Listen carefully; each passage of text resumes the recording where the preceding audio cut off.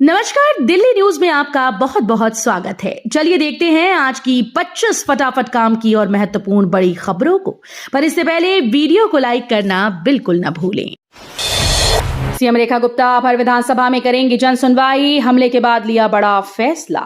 दिल्ली की मुख्यमंत्री रेखा गुप्ता ने अपने ऊपर हुए हमले के बाद बड़ा और भावुक फैसला लिया। अब वे राजधानी की हर विधानसभा में जाकर सीधे जनता से जुड़ेंगी और जन सुनवाई करेंगी। सीएम ने कहा कि यह हमला उनकी आवाज को दबाने की कोशिश था, लेकिन इससे उनकी हिम्मत और भी मजबूत हो गई है।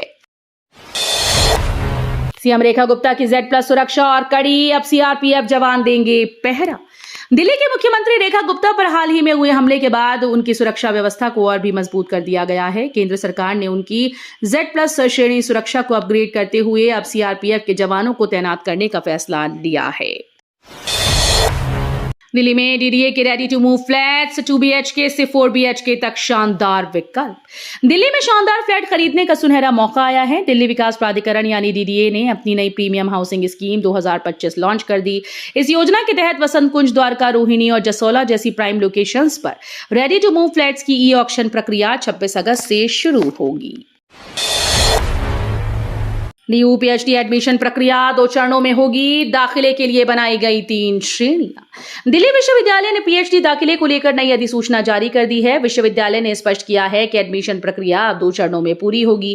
पहले चरण में लिखित परीक्षा होगी, जबकि दूसरे चरण में इंटरव्यू लिया जाएगा। आपने विपक्षी उम्मीदवार रेड्डी को दिया समर्थन, केजरीवाल बोले ये देश हित का फैसला। आम आदमी पार्टी ने विपक्ष के उम्मीदवार रेड्डी के नाम का समर्थन करने का ऐलान किया है। पार्टी संयोजक अरविंद केजरीवाल ने कहा कि ये निर्णय पूरी तरह से देश हित और लोकतांत्रिक मूल्यों की रक्षा के लिए लिया गया है। उन्होंने दावा किया कि मौजूदा हालात में विपक्षी दलों को एकजुट होकर सरकार की नीतियों का विरोध करना चाहिए। दिल्ली में 100 देवी बसेस का संचालन अटका, तकनीकी और प्रशासनिक औपचारिकताएं अधूरी। दिल्ली में महिलाओं की सुविधा और सुरक्षित यात्रा के लिए खरीदी गई 100 देवी बसेस का संचालन अब तक शुरू नहीं हो सका। महीनों बीत जाने के बाद भी तकनीकी जांच और प्रशासनिक औपचारिकताएं पूर्ण नहीं हो पाई। अधिकारियों का कहना है कि बसेस को चलाने से पहले सभी सुरक्षा मानकों और फिटनेस सर्टिफिकेट को पूरा करना जरूरी है। दिल्ली सीएम रेखा गुप्ता के हमलावर राजेश का अयोध्या कनेक्शन, राम मंदिर में कर चुका है अनशन। दिल्ली के मुख्यमंत्री रेखा गुप्ता पर हमले के मामले में नया खुलासा हुआ। हमलावर राजेश का अयोध्या से कनेक्शन सामने आया। जानकारी के मुताबिक राजेश पहले राम मंदिर परिसर में अनशन कर चुका है। वो धार्मिक मुद्दों को लेकर सक्रिय रहा और कई बार विवादों में भी घिरा रहा। जांच एजेंसीज अब ये पता लगाने में जुट गई हैं कि हमला अकेले उसकी व्यक्तिगत नाराजगी का नतीजा था या इसके पीछे किसी संगठित समूह का हाथ था। दिल्ली में यमुना सफाई तेज, अमित शाह के निर्देश पर प्रशासन ने शुरू की बड़ी कार्रवाई। दिल्ली में यमुना सफाई को लेकर केंद्र सरकार सक्रिय हो गई। केंद्रीय गृह मंत्री अमित शाह के सख्त निर्देश के बाद दिल्ली प्रशासन ने नदी किनारे और जल क्षेत्र में बड़े पैमाने पर सफाई अभियान शुरू कर दिया है। प्रशासनिक टीम्स लगातार निगरानी कर रही हैं और गंदगी फेंकने वालों पर सख्त कार्रवाई भी की जा रही है। आईपीएस सतीश गोलचा बने दिल्ली के नए पुलिस कमिश्नर, सरकार ने किया बड़ा प्रशासनिक फेरबदल। दिल्ली पुलिस में बड़ा प्रशासनिक बदलाव किया गया। वरिष्ठ आईपीएस अधिकारी सतीश गोलचा को दिल्ली का नया पुलिस कमिश्नर नियुक्त किया गया। गृह मंत्रालय ने आदेश जारी कर उनकी तैनाती को तुरंत प्रभाव से लागू कर दिया। गोलचा अपनी सख्त कार्यशैली और प्रशासनिक कुशलता के लिए जाने जाते हैं। एमसीडी का आदेश, दिल्ली के एनजीओ पहले संवेदनशील जगहों से उठाएं आवारा कुत्ते। दिल्ली नगर निगम ने राजधानी में बढ़ती आवारा कुत्तों की समस्या से निपटने के लिए कदम उठाया। निगम ने कुत्तों की पकड़ धकड़ में एनजीओ को निर्देश दिए हैं कि वे सबसे पहले संवेदनशील इलाकों से कुत्तों को उठाएं। इसमें स्कूल, अस्पताल, पार्क और भीड़भाड़ वाले सार्वजनिक स्थान शामिल हैं।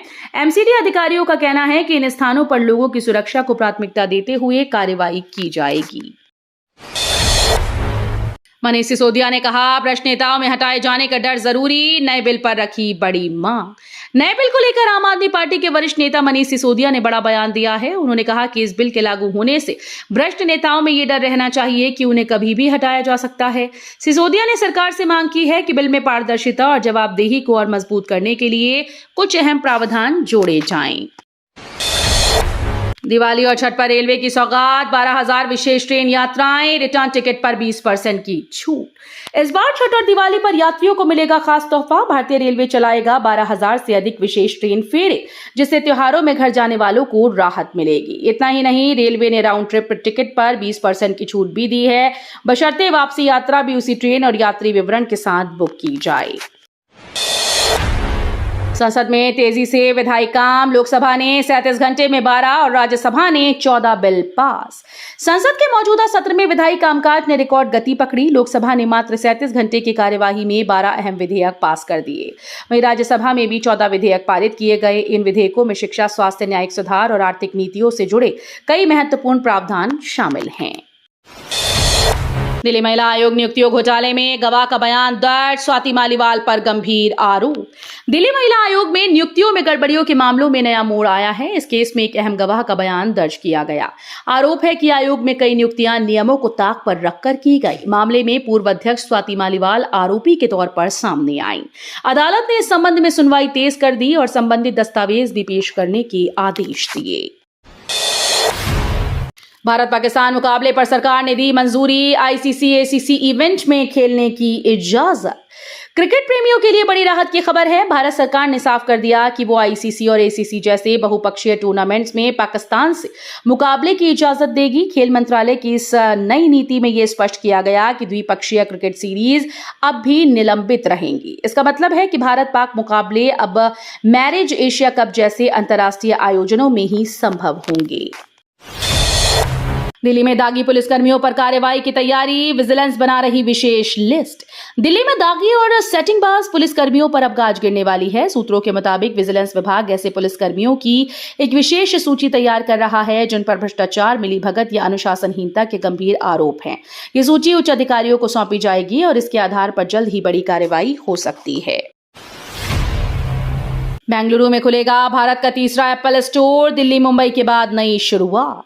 भारत में एप्पल की मौजूदगी एक नए मकाम पर पहुंच रही है। दिल्ली और मुंबई के बाद अब बेंगलुरु की बारी है। 2 सितंबर को शहर के फिनिक्स मॉल ऑफ एशिया में देश का तीसरा एप्पल स्टोर एप्पल हिबल अपने दरवाजे खोलने जा रहा है। यह स्टोर ग्राहकों को एप्पल की खास सेवाएं देगा, जैसे टुडे एट एप्पल सत्र, जीनियस बात सपोर्ट और पर्सनलाइज्ड परामर्श।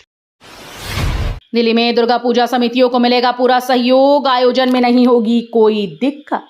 दिल्ली में दुर्गा पूजा समितियों को अब आयोजन में किसी तरह की दिक्कत का सामना नहीं करना पड़ेगा। सरकार ने साफ कर दिया कि समितियों को पूरा सहयोग दिया जाएगा और आवश्यक सुविधाएं उपलब्ध कराई जाएंगी। प्रशासनिक स्तर पर भी आदेश दिए गए हैं कि अनुमति से लेकर बिजली, पानी और सुरक्षा इंतजाम तक सभी मामलों में तेजी बरती जाए। एमसीडी सदन की कार्यवाही में हंगामा, भ्रष्टाचार के आरोप में आपका विरोध। दिल्ली नगर निगम की बैठक हंगामे की भेंट चढ़ गई। आम आदमी पार्टी के पार्षदों ने निगम उपायुक्त पर भ्रष्टाचार के गंभीर आरोप लगाते हुए जमकर विरोध प्रदर्शन किया। आप पार्षदों का कहना है कि निगम अधिकारियों की मिलीभगत से करोड़ों रुपए के घोटाले हो रहे हैं और जिम्मेदारों पर कोई कार्रवाई नहीं की जा रही। एम्स में सीनियर डॉक्टर को कार से कुचलने की कोशिश, गुस्साए ड्राइवर ने 3 बार मारी टक्कर।